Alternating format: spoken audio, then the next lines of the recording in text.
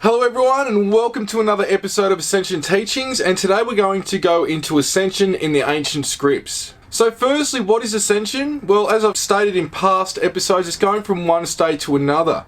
Now, in a lot of the ancient scripts, especially the Bible, it's talking about going to heaven, which I believe heaven, there's a few examples of that. It can be re-obtaining the light body and going to a certain level of consciousness. It could be going back to source. It could even be raising your frequency and going to another dimension. Sometimes you may even stay here raising your frequency and be a guide to those around you. You could go to another planet. There's many different ways that ascension can happen, but let's just talk about what's in some of these ancient scripts. This is from Wikipedia. It was very great to see such a short condensed version, but I know from reading the Bible, and we could be here all day, and again, we don't believe everything with Wikipedia, but all this can be easily checked. But when we look into the Bible or the book of Enoch, the Quran, a lot of these ancient texts, including ones that I haven't mentioned, there is a lot of different things that you could read between the lines, because a lot of it's in parables, and this is even how the beings speak. They're trying to get complex ideas that you can't really put into human words, but they're trying to give you concepts, ideas of what they're actually meaning. So sometimes what's actually being said is not what it is. You've got to read between the lines, so to speak, and be intuitive with it. But a lot of people come to common conclusions. So with the Bible, the ascension of Jesus is a Christian teaching found in the New Testament that Christ physically departed from the earth by rising into heaven in the presence of 11 of his apostles. The ascension occurred around 40 days after the resurrection. In the Christian tradition, reflected in the major Christian creeds and confessional statements, God exalted Jesus after his death, taking him to heaven, where Jesus took his seat at the right hand of God. So we see this mentioned a lot throughout the Bible, taking a seat at the right hand of God. Jesus is considered by the vast majority of Christians to have died before being resurrected and ascending to heaven.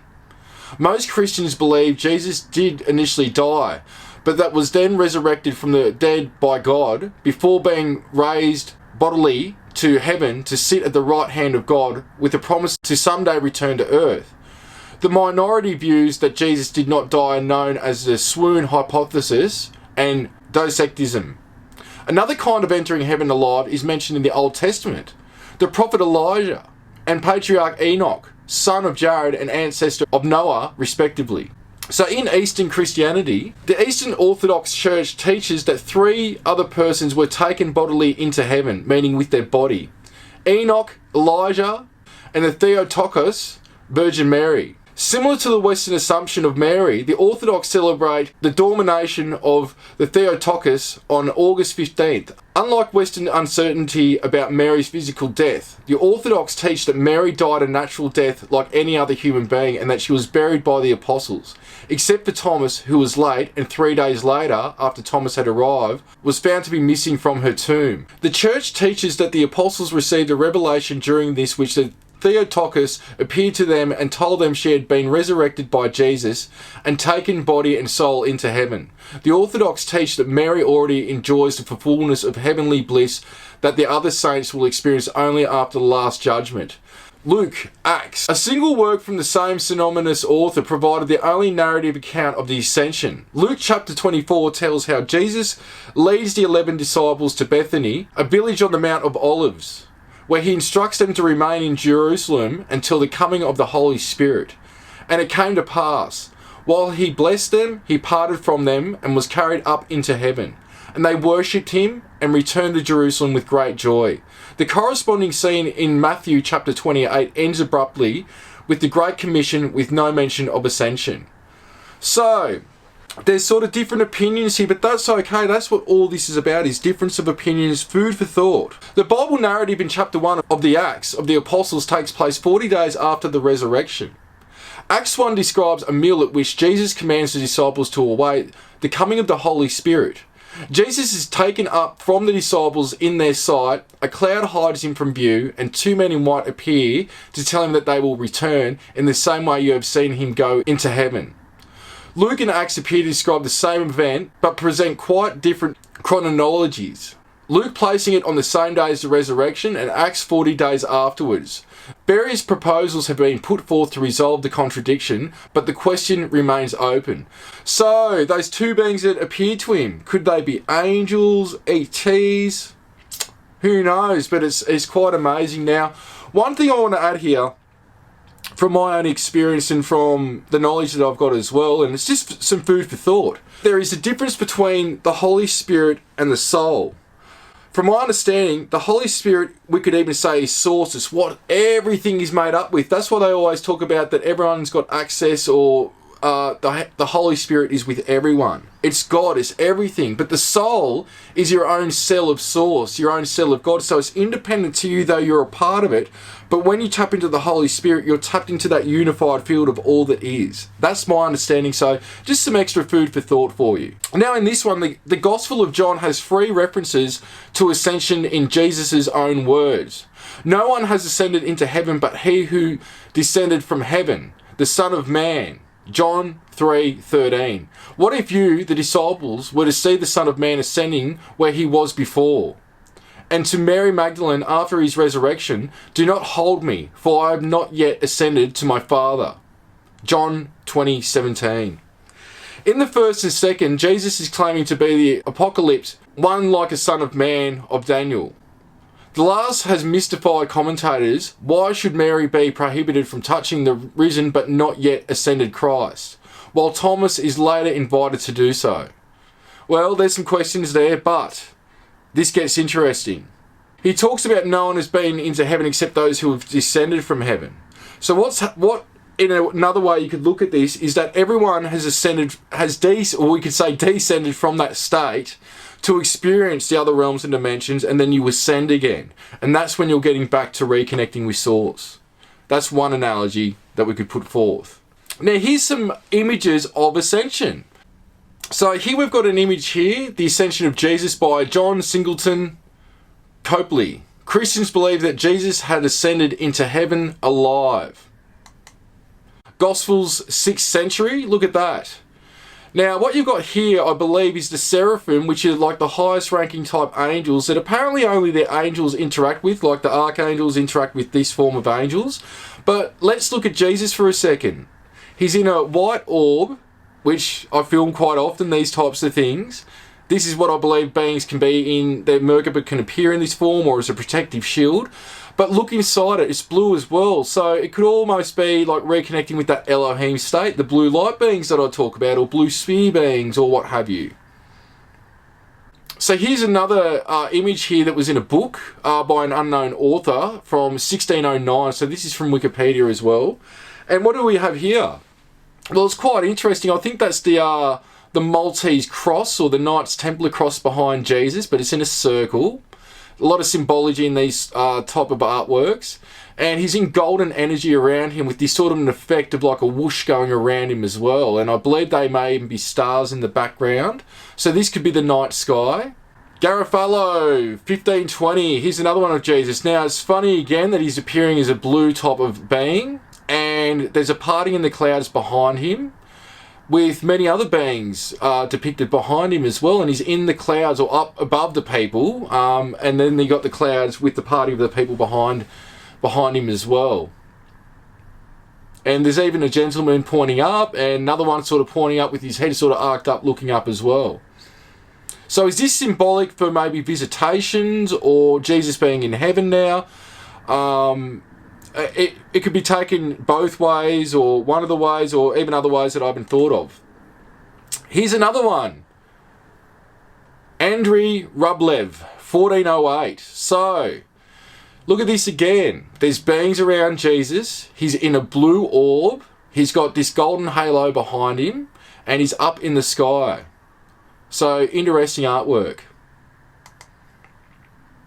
Now, here's a stained glass of Jesus, but again, what do we see? The halo behind him. This could mean that he's illuminated again, connected with source energy. Now, here's another one here. Macedonia, icon, Bitola, Macedonia, 19th century.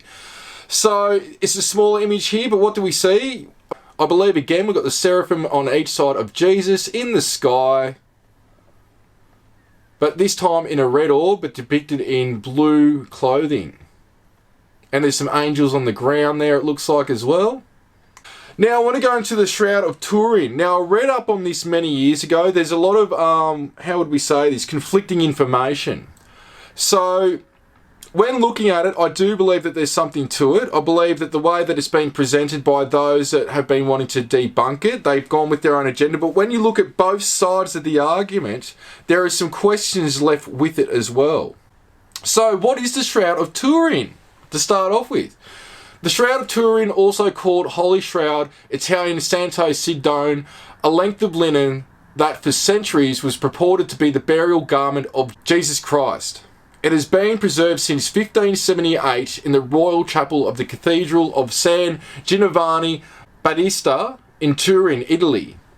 Measuring 4.3 metres, 14 feet 3 inches long, and 1.1 metres, 3 feet 7 inches wide, it seems to portray two faint brownish images, those of the back and front of a gaunt, sunken eye, 5 foot 7 inch man, as if a body had been laid lengthwise along one half of the shroud, while the other half had been doubled over the head to cover the whole front of the body from base to feet.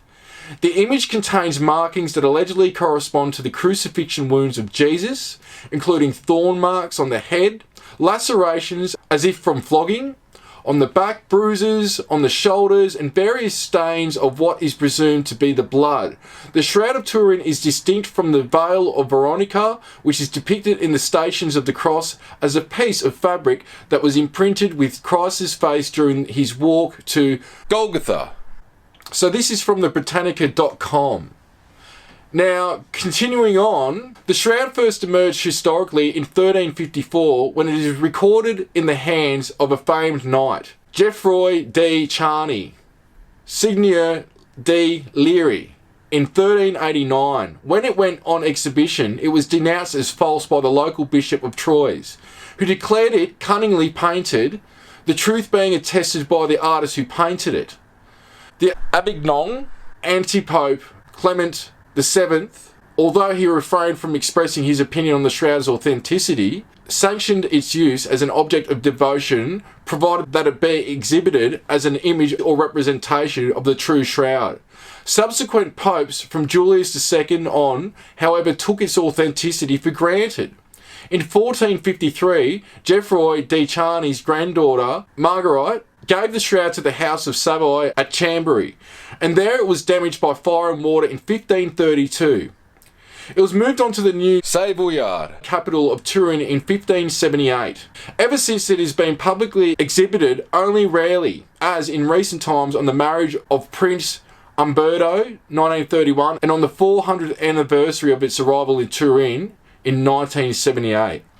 In 1998 and 2000, Pope John Paul II arranged for public viewings. He called the shroud a mirror of the gospel. Pope Benedict XVI similarly arranged a public display in 2010, and Pope Francis made a pilgrimage to see it in 2015. A replica of the shroud is housed in the Museum of the Shroud in Turin. So, is the Shroud of Turin the burial cloth of Christ? That's up to you to make that decision, and a little bit of research on that will help you sort of get some clarity on different points of view and things like that. Now here's an image of it here. And going on from that, this is the head area that we could say it's been turned into a negative, I think, here. So it brings out the detail a lot more. It's been reversed. Now why I'm talking about this is because how could you get this imprint onto the cloth? Is it from the light body being ignited? This is one theory out there that I've seen David Wilcock and others come up with as well, and something I'd thought about in the past. It was almost like something with the photon light body or something that's like ignited an imprint of what Jesus looked like on that cloth, if real. So it's just some food for thought why I've brought this up, because this may be physical evidence of the light body attainment from Jesus, that he didn't pass away, that he didn't unwrap himself from that cloth. He's turned into a form of light being, ascended, and spent some more time here. But that's up to you to make a decision on. Now, a book that goes into great detail, I read this years ago. This is by Neil Kerner, and it's called Grey Aliens and the Harvesting of Souls, the Conspiracy to Genetically Tamper with Humanity. Now, it goes into a lot of amazing theories, concepts, and we could say experiences. But to add to it, it does cover the Shroud of Turin a bit in this book as well. So something to look into if you're interested in further reading. Now, Islam. Let's look at Islam. Islam teaching states that Muhammad ascended into heaven alive at the site of the Dome of the Rock. However, this ascent was temporary and he came back to earth. It is ascribed to the exact descriptions presented in both the Quran and the Hadith. Islamic texts deny the idea of crucifixion or death attributed to Jesus by the New Testament. The Quran states that people, i.e. the Jews and Romans, sought to kill Jesus, but they could not crucify or kill him, although this was made to appear to them. Muslims believe that Jesus was not crucified, but instead he was raised by God unto the heavens. This raising is often understood to mean through bodily ascension. Some Islamic scholars have identified the prophet Idris to be the same person as Enoch from the Bible. This is because the Quran states that God raised him to a lofty station, and that has been taken to be a term for ascending, upon which it is concluded that Idris was Enoch. In contrast, the Ahmadiyya movement in Islam believed that Jesus, having survived crucifixion and later living to old age, that only his rank and spiritual stature was raised to be closer to God. The movement rejected the notion of Jesus' bodily ascension into heaven. So this is where I'm saying, when we look at this, even we could say with the Muslim faith or Islam, they're talking about that some of them are actually believing that it's just that Jesus had basically risen his frequency to be closer to God. It wasn't actually ascension in the way that we think. So this is where there's many different aspects to ascension. So Hinduism, let me have a go at this. Yudhisthira of the Mahabharata is believed to be the only human able to cross the plane in between mortals and heaven while still in his mortal body. Arjuna, his brother, had been to heaven and lived there for 5 years in his human body. Bhishma, his grand uncle, had lived and studied in heaven. King Puru, his ancestor, had been to heaven. Indeed, many kings, including King Nahasha, was admitted to heaven in his human body, as were several other kings. Sant Takaram was taken to Bayakata on Garada, which was witnessed by all the village people. Chaitanya Mahaprabhu disappeared after entering the temple deity room of Lord Janatha. Ramalinga Swamigal, a great sage revered by his teachings. Ramalinga supposedly attained the supreme body of the Godhead when divinity itself merged with him. He was reported to have disappeared after deciding to dematerialize his immortal body by his own free will. His body was never found. So that sounds like the rainbow light body there. The mother, Mira Alafasa, the foremost discipline of the Hindu philosopher and guru Sri Aurobindo, attempted the physical transformation of her body in order to become what she felt was the first of a new type of human individual by opening to the super mental truth consciousness, a new power of spirit that Sri Aurobindo had allegedly discovered. She believed that she could create for herself a new kind of light body. However, she died and was cremated. Or did she really die? We never really die.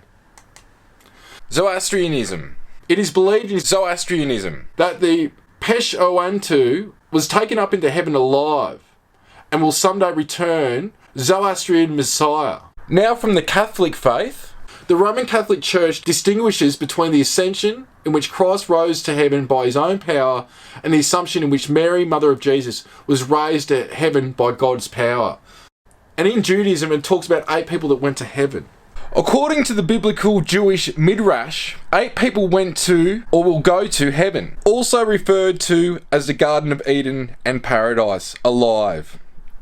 Enoch, Noah's great-grandfather, Elijah, Sarah, daughter of Asher, son of Jacob, Shimoni, Eliezer, the servant of Abraham, who chose Rebekah to be Isaac's wife, Hiram, king of Tyre, who helped Solomon build the first temple, Ebed-Melech, the Ethiopian, Jabez, the son of Rabbi Yehuda ha-Nazi, who was editor of the Mishnah, Betaiah, the daughter of Pharaoh.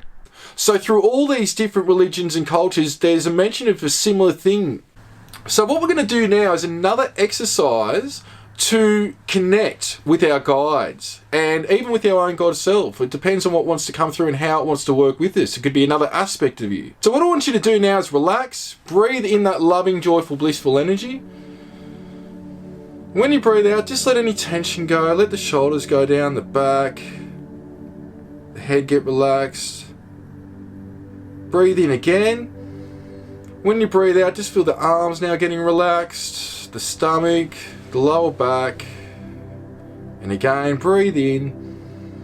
When you breathe out, now feel the legs all the way down to your toes getting relaxed. And what I want you to do now is keep breathing in that positive energy and breathe the positive energy back out. So I'm just going to ask that our guides and our higher self step forth. We ask that any cords, attachments, implants, parasitic thought forms, anything in our field or environment that isn't in line with the awakening process of humanity and the earth, we ask it to be dissolved. Now with intention, what I want you to do now is I want you to ask your guide, with intention, one of your guides, to step forth behind you. And what I want you to do is just start taking any notice or observation of energies or a feeling on the back.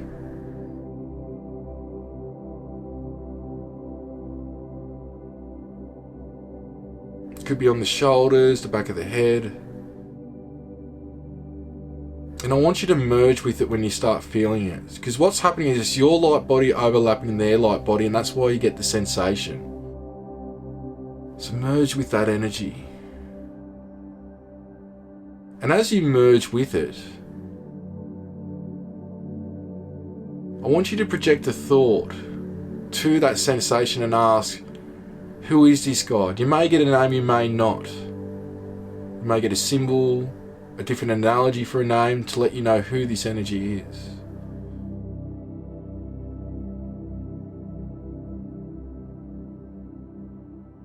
And what I want you to do now is I want you to ask this guide, in what way do they help you? What guidance do they specialise in?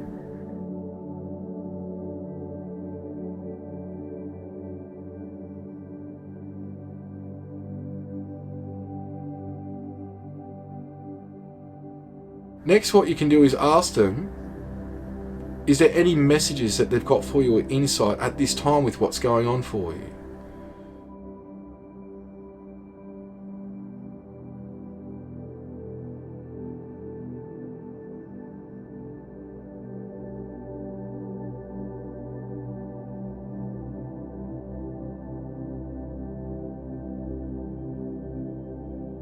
Now ask, where are they from? Get to know them a little bit. Ask them if there's any information they can share with you to help you get acquainted with them a bit more.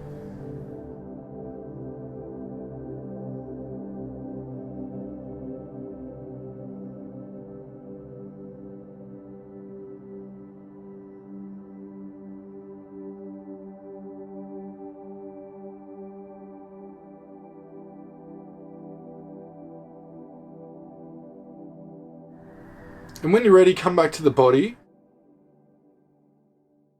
How did you go with that simple, easy technique? Now, the thing with this, how many of you rock back and forth a little bit when you're doing your exercises? What's happening, that's your energy bands, your light body spinning. What's going on is this, your energy bands that you're tapping into and you're feeling that in the physical, and you get this sort of swirling or rocking back and forth sensation. And sometimes it does enhance when the guides come through as well, because there's a merging again of the two energies. So thank you for watching this episode of Ascension Teachings, and I'll see you in the next episode. Thank you.